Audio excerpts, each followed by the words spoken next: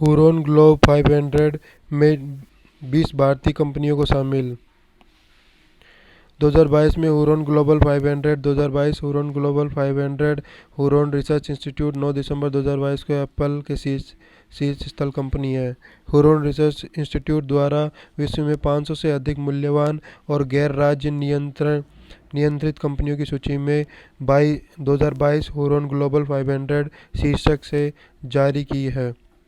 260 कंपनियों के साथ अमेरिका इस सूची में शीर्ष स्थान पर है, जबकि 35 कंपनियों के साथ चीन का दूसरा स्थान है। एप्पल, माइक्रोसॉफ्ट, अल्फाबेट और अमेजन टेस्ला। हुरोन ग्लोबल 500 की ताज़ा सूची में भारत की 20 सबसे मूल्यवान कंपनियों में शामिल किया गया है। 20 कंपनियों के साथ भारत इस सूची में 5वें स्थान पर आ गया और भारत पहले 8 वर्ष कंपनियों के साथ 9वें स्थान पर था। मुकेश अंबानी के स्वामित्व वाली रिलायंस इंडस्ट्रीज $202 बिलियन कुल मूल्य के साथ में 34वें स्थान पर है। वहीं टाटा कंसल्टेंसी सर्विसेज 139 बिलियन पर वैल्यूएशन में 165 पोजीशन पर स्थान पर है। टॉप 100 में केवल 2 कंपनियां ही शामिल हैं। भारत का पहला green steel brand launch. Steel institute industry में कार्बन उत्सर्जन की कमी लाने के लिए भारत का पहला green steel brand and Kalyani Foresta launch किया गया। भारत के इस पहले हरित स्टील ब्रांड केंद्रीय इस्पात मंत्री ज्योतिराज सिंधिया ने नई दिल्ली में 21 दिसंबर को 2022 को लॉन्च किया। कल्याणी फेरेस्टा ब्रांड पुणे स्थित स्टील कंपनी कल्याणी ग्रुप द्वारा निर्मित अपनी तरह का पहला स्टील है।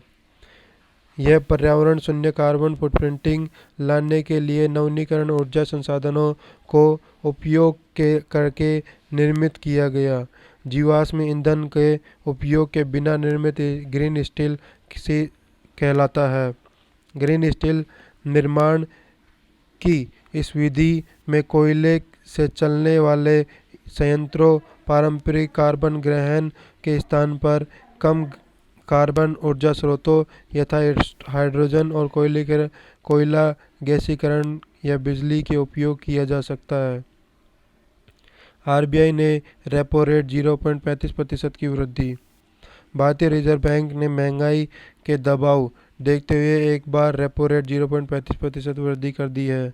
अब आरबीआई की रेपो रेट 5.90% से बढ़कर 6.25% हो गई है। इससे पहले आरबीआई ने अक्टूबर और अगस्त के रेपो रेट 50 बेसिस पॉइंट से वृद्धि की थी और मई 2022 में 50 बेसिस पॉइंट के वृद्धि कर इसे 4.90% किया गया। गवर्नर शक्तिकांत दास के नेतृत्व में संपन्न 3 दिवसीय 5 से 7 दिसंबर 2022 को मौद्रिक नीति समिति की बैठक रेपो रेट दर वृद्धि का निर्णय लिया गया। आरबीआई वित्तीय वर्ष 2022 के अंदर जीडीपी ग्रोथ 6.8% के रहने की संभावना व्यक्त की है। वित्त वर्ष 2022 में महंगाई 6.7% पर रहने का अनुमान है। आरबीआई के विभिन्न दरें एक नज़र। रेपो रेट 6.25%, स्थायी जमा सुविधा 6% और marginal standing facility 6.50%, bank rate 6.50% और फिक्स्ड रिवर्स रेपो रेट 3.35% और नगद अनुपात सीआरआर 4.50% और वैधानिक तरलता एसएलआर 18% है। News fact. रेपो रेट प्रमुख ब्याज दर के नाम में भी जाना जाता है। रेपो रेट वह दर है जिस पर कमर्शियल बैंक आरबीआई से पैसा उधार लेते हैं। नागपुर मेट्रो ने बनाया विश्व का सबसे लंबा डबल डेकर वायाडक्ट। भारतीय राष्ट्रीय राजमार्ग प्राधिकरण और महाराष्ट्र मेट्रो में नागपुर में 3.14 किलोमीटर की लंबाई के साथ विश्व के सबसे लंबे डबल डेकर वायडक्ट का निर्माण किया है। नागपुर में वर्धा रोड पर बनाए गए इस डबल डेकर वायडक्ट में सबसे ऊपर मेट्रो चलती है और बीच में हाईवे फ्लाईओवर है, जबकि सबसे नीचे रोड पर ट्रैफिक रहेगा। नागपुर में सिंगल कॉलम पर हाईवे फ्लाईओवर तथा मेट्रो में मेट्रो के साथ सिंगल कॉलम पर तैयार हुए सबसे लंबे डबल डेकर सेतु 3.14 किलोमीटर के इस निर्माण में Guinness book of the world records में शामिल किया गया है। इस परियोजना को एशिया बुक और इंडिया बुक द्वारा रिकॉर्ड बुक में पहले ही शामिल किया जा चुका है। नागपुर जिले में मिले सोने के भंडार। जियोलॉजिकल सर्वे ऑफ इंडिया ने महाराष्ट्र के नागपुर जिले में पश्चिमी ब्लॉक में स्वर्ण भंडार मिलने की पुष्टि की है।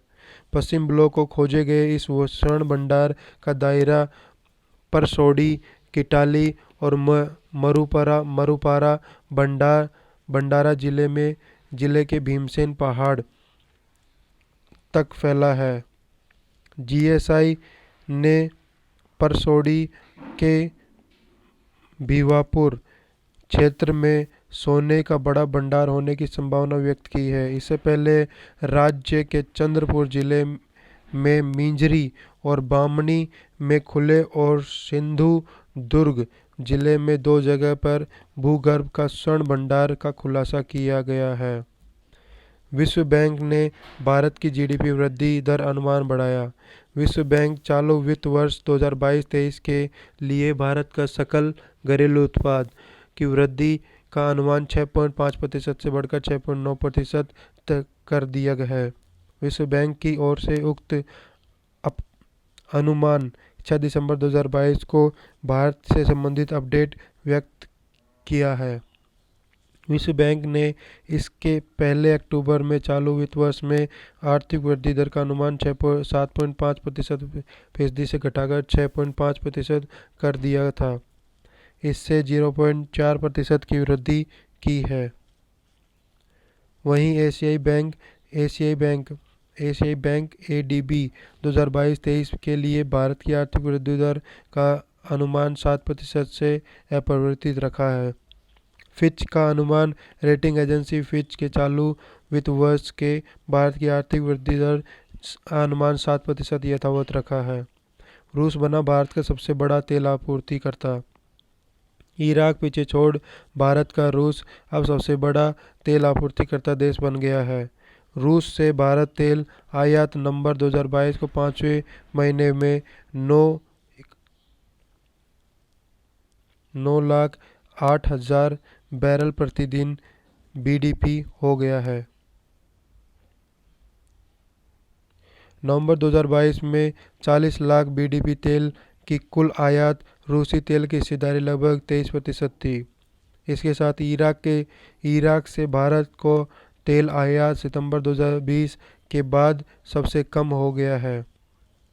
उल्लेखनीय है कि वित्तीय वर्ष के पहले 8 महीनों में अप्रैल से नवंबर तक इराक भारत का सबसे बड़ा तेल आपूर्तिकर्ता बना रहा और इससे बाद सऊदी अरब और रूस थे। अमूल प्रदान करेगा श्रीलंका को दूध उत्पादन में तकनीकी सहायता। भारत में श्रीलंका की डेयरी उद्योग और दूध उत्पादन को बढ़ावा देने के लिए तकनीकी सहायता प्रदान की जाएगी। इस क्रम में अमूल ब्रांड के तहत दूध में विपणन करने वाले राष्ट्रीय डेयरी विकास बोर्ड और Gujarat cooperation milk marketing federation ने श्रीलंका में दूध उत्पादन के लिए आवश्यक तकनीकी सहायता प्रदान करने के लिए कदम उठाए हैं। श्रीलंका के राष्ट्रपति कार्यकाल 5 दिसंबर 2022 को प्रदत्त जानकारी के अनुसार श्रीलंका के राष्ट्रपति रोनिला विक्रमसिंघे ने NDDB national dairy development board की टीम के साथ करने के लिए सार्वजनिक और निजी क्षेत्रों में प्रतिनिधियों से मिलकर यह समिति नियुक्त की है। इसका उद्देश्य है कि आयातित दूध पाउडर पर निर्भरता कम करना, देश के स्थानीय दूध उत्पादन बढ़ाने के लिए एक लघु, मध्यम और दीर्घकालीन योजना तैयार करना है। वर्ष 2031 तक देश का 20 नए परमाणु ऊर्जा संयंत्र चालू करने की योजना।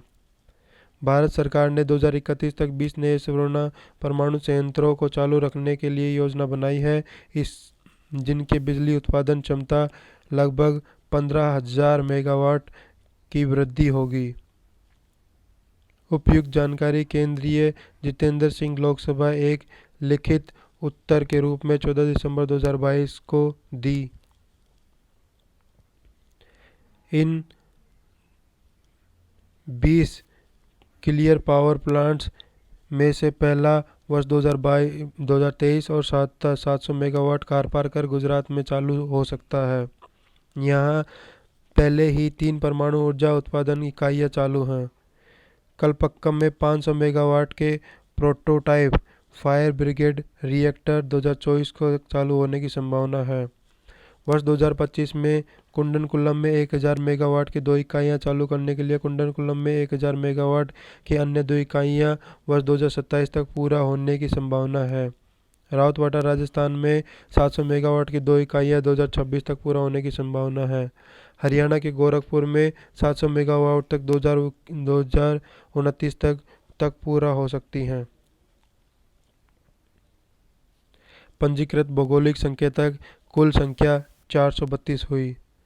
देश के भौगोलिक संकेतकों की जीआई ज्योग्राफिकल इंडिकेशन वर्तमान की संग्रह संख्या बढ़ाते हुए असम के विख्यात गमोसा, तेलंगाना के तंदूर रेड्रीग्राम, लद्दाख के रक्त से खुबानी, महाराष्ट्र के अलीबाग सफ़ेद प्याज का प्रतिष्ठित जीआई टैग प्रदान किया गया है।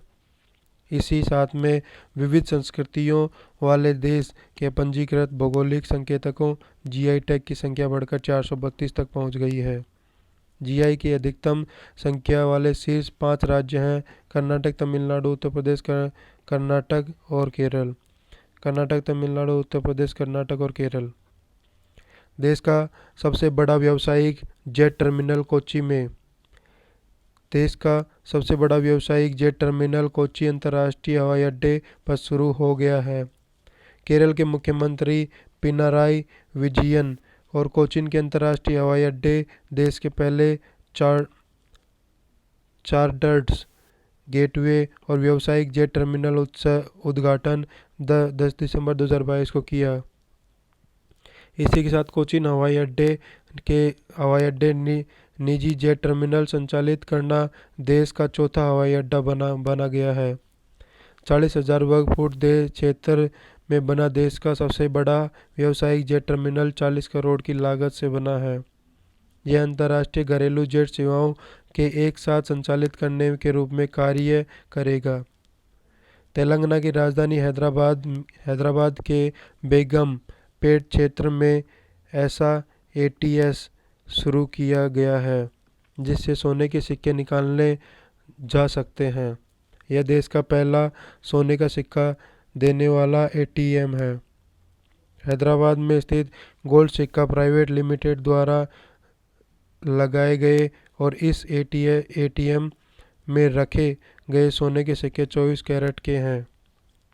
गोल्ड सिक्का ने यह गोल्ड एटीएम एक स्टार्टअप और open Cuban technology private limited के सहयोग से शुरू किया है, जिसे विश्व स्तर पर पहला रियल टाइम गोल्ड एटीएम बताया जा रहा है।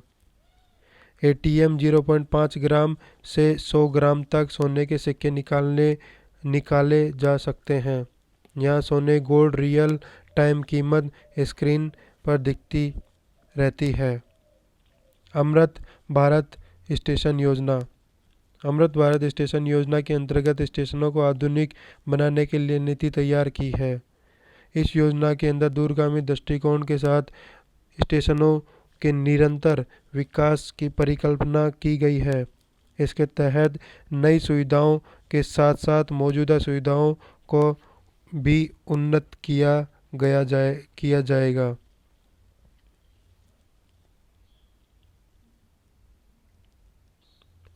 इस योजना का उद्देश्य गैर जरूरी व पुरानी इमारतों की किफ़ायत लागत को हस्तांतरित करना। इस योजना के तहत 1000 स्टेशनों को होना है। कर्नाटक स्टार्टअप नीति 2022। कर्नाटक सरकार 22 दिसंबर 2022 को राज्य के लिए नए स्टार्टअप नीति 2022 को प्रस्तुत की है। स्टार्टअप नीति के उद्देश्य अगले 5 वर्षों में राज्य के व्यापार पारिस्थितिकी केंद्र लगभग 10,000 स्टार्टअप को जोड़ने तथा 25,000 स्टार्टअप्स विकास के प्रोत्साहित करना है। इस नीति के तहत राज्य के अंदर आर्टिफिशियल इंटेलिजेंस, मिशन लर्निंग आदि जैसे क्षेत्रों में काम कर और डीप टेक स्टार्टअप्स को समर्थन देने के लिए 100 करोड़ की वेंचर कैपिटल फंड लॉन्च करेगी। महिलाओं के हस्ताक्षर वाला पहला बैंक नोट। अमेरिका के इतिहास में पहली बार 2 महिलाओं के हस्ताक्षर वाला बैंक नोट जारी किया गया है। वस्तुतः संयुक्त राज्य अमेरिका के वित्त मंत्रालय में 2 महिलाओं के हस्ताक्षर के साथ पहला अमेरिकी बैंक नोट मुद्रा नोट और 8 दिसंबर 2022 को मुद्रित किया गया है। $1, $5 मूल्य के नोटों को ट्रेजरी सचिव अमेरिका वित्त मंत्रालय जेनेट येलेन और मेरिलिन मोलेरबा के हस्ताक्षर हैं। जेनेट येलेन अमेरिकी वित्त मंत्री व मेरिलिन मोलेरबा कोषाध्यक्ष हैं। वर्ष 2035 में होगा भारत के 10 ट्रिलियन अर्थव्यवस्था वाला देश। ब्रिटेन की कंसल्टेंसी संस्था आर्थिक व्यापार अनुसंधान centre economics and business research ने CBR द्वारा 26 दिसंबर 2022 को जारी नवीनतम रिपोर्ट में वर्ल्ड इकोनॉमिक लीग टेबल 2023 में कहा कि भारत वर्ष 2035 तक 10 लाख करोड़ $10 ट्रिलियन वाली तीसरी अर्थव्यवस्था बन जाएगा। रिपोर्ट में भारत के ग्रोथ व अनस्टॉपेबल बताया गया है। नई दिल्ली टेलीविजन नेटवर्क के संस्थापक प्रणय रॉय और राधिका रॉय ने अपने अधिकांश share AMG media network Adani समूह फर्म को बेचने की जानकारी 23 दिसंबर 2022 को दी। इससे अडानी समूह NDTV की हिस्सेदारी 65% हो जाएगी। केरल के मुख्यमंत्री पिनराई विजयन ने अलुवा थुरुथु में स्थित एक बीज फार्म को देश का पहला कार्बन न्यूट्रल फार्म घोषित किया है।